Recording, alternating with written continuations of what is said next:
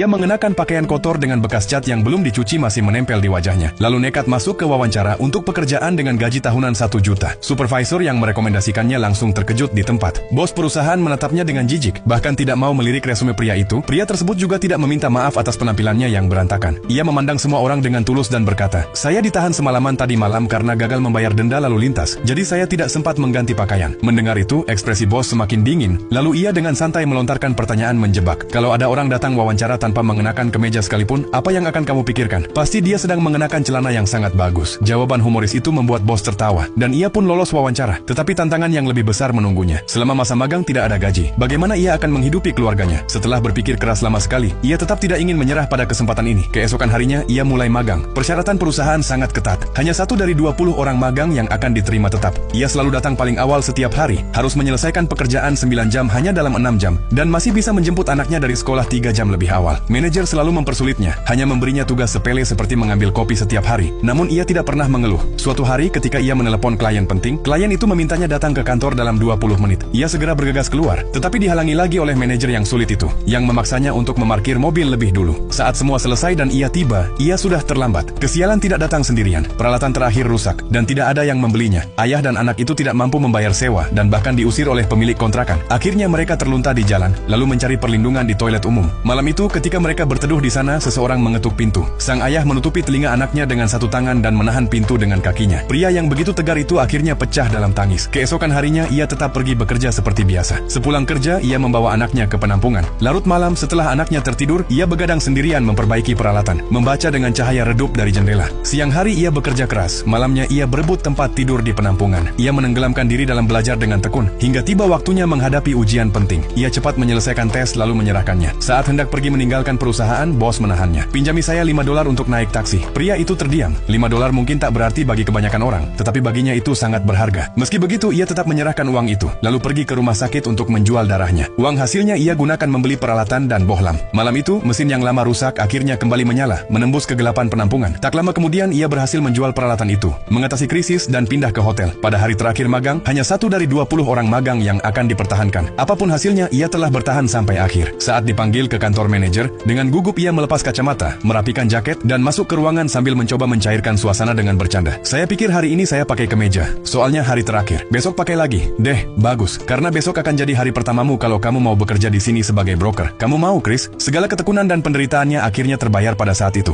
Terharu, ia keluar dari kantor, lalu bertepuk tangan untuk dirinya sendiri di tengah jalan yang ramai, sambil menangis.